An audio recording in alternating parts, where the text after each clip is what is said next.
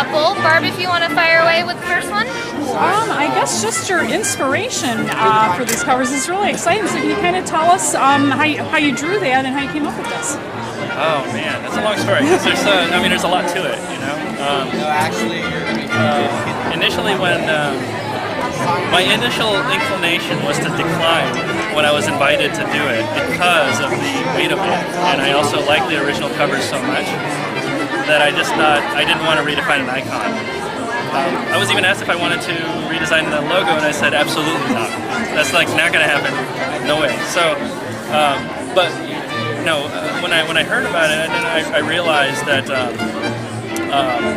what they're asking me to do is actually introduce it to a new generation of readers. I forgot how old I was. I was like, what? Harry Potter just came out, right? No, it's been out for a while. 15 years. I was like, I didn't realize that it had already passed. And a lot of my readers, my books, the Amulet series, hadn't read Harry Potter. Every time I went out to schools at that time, I was asking them, like, have you read Harry Potter? And they're like, no, and they're not at that reading level yet.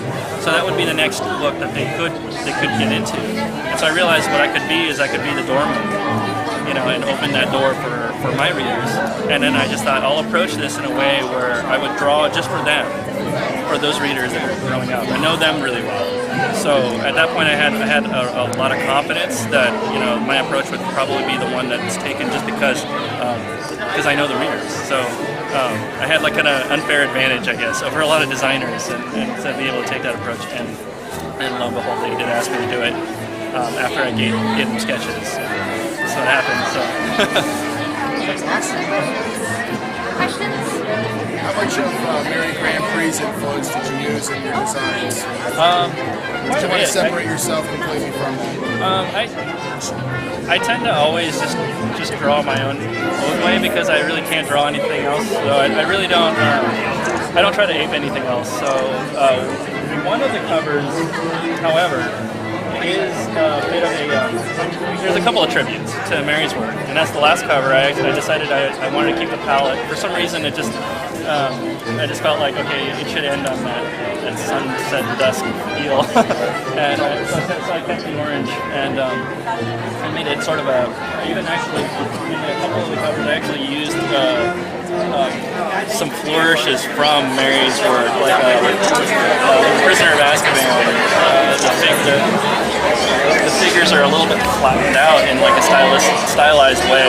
I don't normally draw like that, but I did that as just a very subtle stylistic flourish that was a tribute to Mary's illustrative work, because she tended to make everything more like hieroglyphics or something, you know, and I love that look. But aside from that, I really tried to just think about like what I thought about the books emotionally and what I just thought would be an exciting image, and tried to sort of divorce myself from everything that existed. The movies were the harder thing to actually walk away from, because those were more, I think, prevalent in my mind and in most people's minds as far as like what the franchise should look like. And I did make a concerted effort to not make it look like it. Something as big as Harry Potter has a lot of really hardcore fans.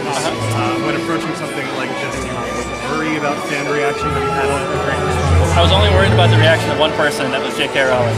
And she was actually probably the most friendly and easiest gatekeeper you could work with. All I heard from her most of the time was that it was good.